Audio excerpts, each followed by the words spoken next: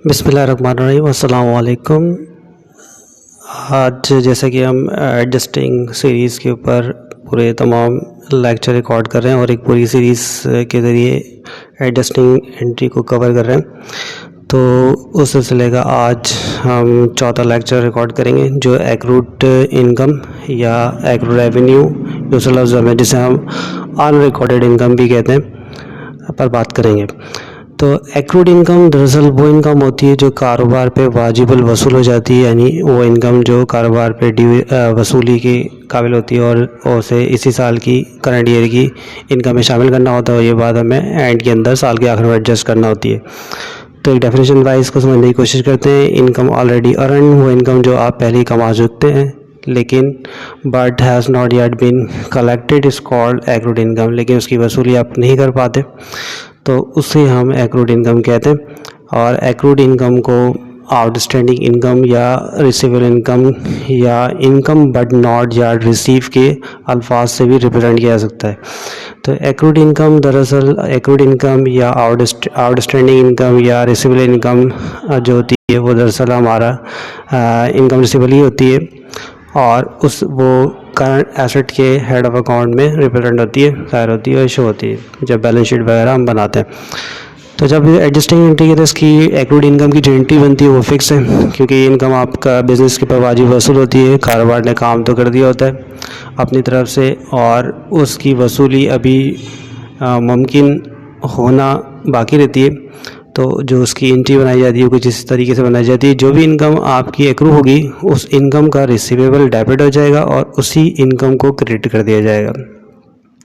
जिस तरह accrued expense के अंदर जो एक्सपेंस एक्रू होता था या आउटस्टैंडिंग होता था उस एक्सपेंस को डेबिट किया जाता था, उसका पेबल क्रेडिट किया जाता था। इसी तरीके से इनकम में जो इनकम एक्रू हो जाती है, वाजिबुल वसूल हो जाती है, उसका रिसीवेबल डेबिट कर दिया जाता है और उसी इनकम को क्रेडिट कर दिया जाता है। तो आपको ये बात याद रखना है कि जो इनकम एक्रू होती है डेटा फॉर एडजस्टमेंट में उसको एक्रूड इनकम या आउटस्टैंडिंग इनकम के नाम से रिप्रेजेंट किया जाता है। और इनकम में कमीशन इनकम हो सकती है, फ़ी इनकम हो सकती है, रेंट इनकम हो सकती है। तो डेटा फॉर एडजस्टमेंट में जब आपको किसी भी इनकम के हेड ऑफ अकाउंट के साथ या अकाउंट के साथ एक्रू का लफ्ज़ नज़र आ जाए या आउटस्टैंडिंग का लफ्ज़ आ जाए तो आप उसकी एंट्री डायरेक्ट पास करेंगे और डेटा फॉर एडजस्टमेंट के अमाउंट से ही वो एंट्री बनाई जाती है और ट्रायल बैलेंसेस का कोई ख़ास लिंक नहीं होता। तो हम इस कंडीशन को प्रैक्टिस करते हैं। जैसे कि यहाँ पर प्रैक्टिस के लिए आपको एक बताया जा रहा है कि नंबर 1 के ऊपर एक्रूड या रिसीवेबल का लफ्ज़ इस्तेमाल एक्रूड का लफ्ज़ इस्तेमाल हो सकता है या रिसीवेबल का लफ्ज़ भी इस्तेमाल किया जा सकता है या आउटस्टैंडिंग का लफ्ज़ कमीशन के साथ। डेटा फॉर एडजस्टमेंट लिख दिया जाए कि एक्रूड कमीशन 2000 रुपये या रिसीवेबल कमीशन 2000 रुपये या आउटस्टैंडिंग कमीशन 2000 रुपये। तो डायरेक्टली आप डेटा फॉर एडजस्टमेंट के इसी अमाउंट से एंट्री को पास करेंगे। ऊपर ट्रायल बैलेंस अगर दिया हुआ भी है और उसमें अमूमन तो ऐसा होता है कि जो ट्रायल बैलेंस दिया था उसमें कमीशन के जो टाइटल है उसके साथ इसको एडजस्ट नहीं करते, कोई ख़ास सूरत होती है जब हम उसको डिस्कस करेंगे तो देखेंगे। तो डायरेक्टली आपको एंट्री यहीं से पास करना पड़ेगी। तो इसकी एंट्री ये बन जाएगी commission receivable debit, commission income credit. सही डायरेक्ट यानी हमने जो इनकम थी उसका रिसीवेबल बनाया, उसी इनकम का को क्रेडिट कर दिया। फिर इसी तरीके से इस क्वेश्चन को या इस कंडीशन को यूँ भी दिया जा सकता है commission earn but not yard receive. तो हमने आपको बताया कि एक्रूड की इनकम को आउटस्टैंडिंग इनकम या रिसीवेबल इनकम या income due but not yard receive के अल्फाज से भी रिप्रेजेंट किया जा सकता है।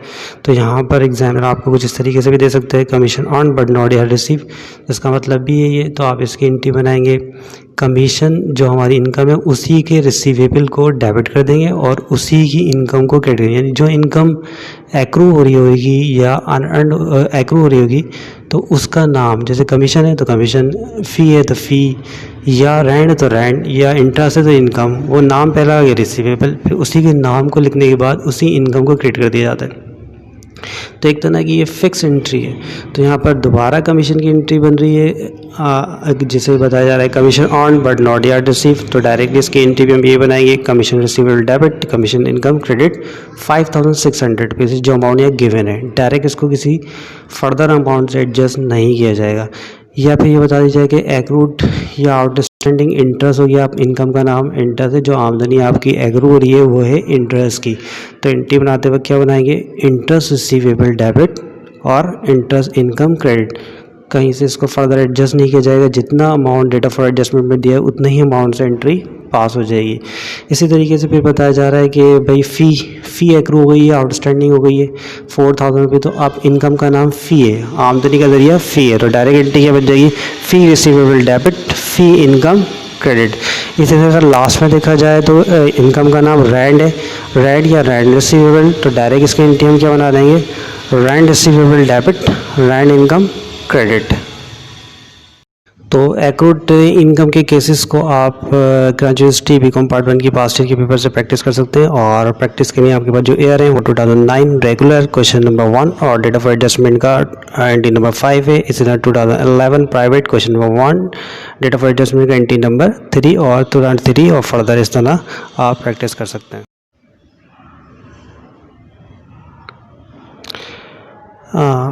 इसके बाद हम देखते हैं कि कुछ एक्रूड इनकम के केसेस में आपको कैलकुलेशन करना पड़ती है और वो कैलकुलेशन बेस्ड होते हैं। तो इन केसेस को हम यहाँ ट्राई करते हैं। तो हमें यहाँ कुछ इस तरह की कंडीशन है कि ट्रायल बैलेंस बना हुआ है और उसमें मुख्तलिफ एसेट्स और लाइबिलिटीज़ दी हुई हैं और डेट ऑफ एडजस्टमेंट के अंदर मेंशन किया जा रहा है कि इंटरेस्ट एक्रू हो गया और नॉट रिसीवेबल, यानी इंटरेस्ट अब आपको काबिल वसूल है आपके लिए, क्योंकि आपने किसी बंदे को नोट रिसीवेबल बना के दिया था, उससे पैसे दिए थे और उससे पैसे लेने का वादा किया था और उस पर आप इंटरेस्ट लेते हैं। तो अगर नोट पेबल पे इंटरेस्ट ड्यू हो जाए तो आपको देना होता है और रिसीवेबल पे इंटरेस्ट ड्यू हो जाए तो आपको लेना होता है। तो यहाँ पर ये बताया गया है कि इंटरेस्ट आउटस्टैंडिंग हो गया 10% फॉर 3 मंथ, 3 महीने का इंटरेस्ट आपको वसूल करना है।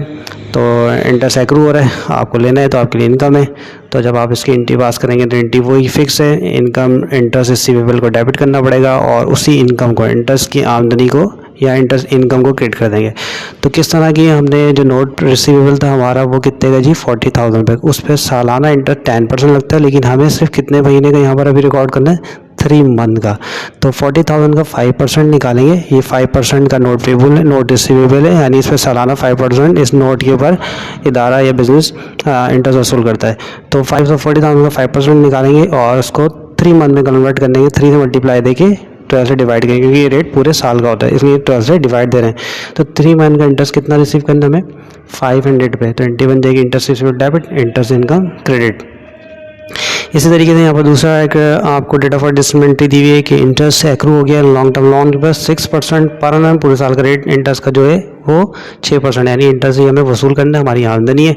इन्वेस्टमेंट एक्रू की थी, आपने जो इन्वेस्टमेंट की थी उस पर इंटरेस्ट आपको वसूल करना है, वो 2005 में की थी सितंबर, और ये हम एंट्री बनाएंगे दिसंबर 2015 के अंदर।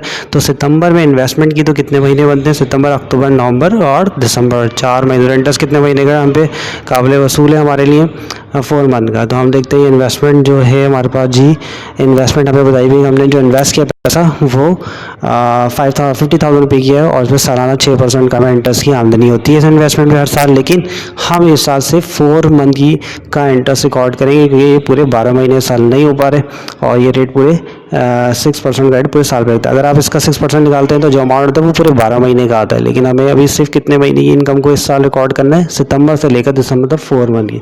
तो हम 50,000 रुपये के ऊपर इंटरेस्ट की एंट्री वही है, उसी आमदनी का रिसीवेबल डेबिट देगा, उसी की इनकम क्रेडिट हो जाएगी, interest receivable debit, interest income credit, और 50,000 का 6% निकालेंगे और 4 मंथ में कन्वर्ट करनी है, 4 से मल्टीप्लाई देंगे, 12 से डिवाइड करेंगे तो 1,000। तो इस 4 महीने का जो इंटरेस्ट की आमदनी हमें हो रही है इस साल वो 1,000 रुपये बनती है। 1,000 रुपये इंटरेस्ट रिसीवेबल डेबिट और इंटरेस्ट इनकम क्रेडिट, यानी हमें इस साल की आमदनी के 1,000 रुपये इंटरेस्ट की आमदनी शामिल तो हो चुके हैं, लेकिन ये हमें वसूल करना है अभी। इसी तरह अगर आपको इस कंडीशन को यूँ दे दिया जाए कि कमीशन इनकम ऊपर भी हो और कमीशन इनकम रिसीवेबल डायरेक्ट, ये थोड़ी मिस्टेक हुई है, मिस प्रिंटिंग है, मिस टाइपिंग हो गई है, तो हम इसको यूँ कह सकते हैं कि यहाँ पर कमीशन इनकम हो और नीचे भी कमीशन इनकम, रिसीवेबल नहीं कमीशन इनकम हो, तो दोनों जगह आपको इनकम दे दी जाए, ट्रायल बैलेंस के अंदर भी और डेटा फॉर एडजस्टमेंट के अंदर भी, तो आपको इसको एडजस्ट करना पड़ेगा। तो ऊपर इनकम कितनी की है 4,000 और नीचे कितनी की है 8,000, तो आपकी इनकम यहाँ पर बढ़ी है, तकरीबन कितनी बढ़ी है जी 3,000 रुपये की बढ़ी है। तो इनकम जब बढ़ती है तो क्रेडिट करना पड़ता है और इस इनकम को आपको वसूल करना पड़ेगा। तो इसकी जो एंट्री बनाना पड़ेगी इस केस की, वो कमीशन रिसीवेबल डेबिट और कमीशन इनकम क्रेडिट कितने थे 3,000 रुपये से। ओके, तो इस तरह हमने तमाम केसेस को यहाँ पर एक्रूड इनकम के देखा और इनकी प्रैक्टिस के लिए भी आपको यार बताए। इंशाल्लाह इसके बाद हम अपना 5वां लेक्चर ऑफिस सप्लाईज़ के ऊपर रिकॉर्ड करेंगे।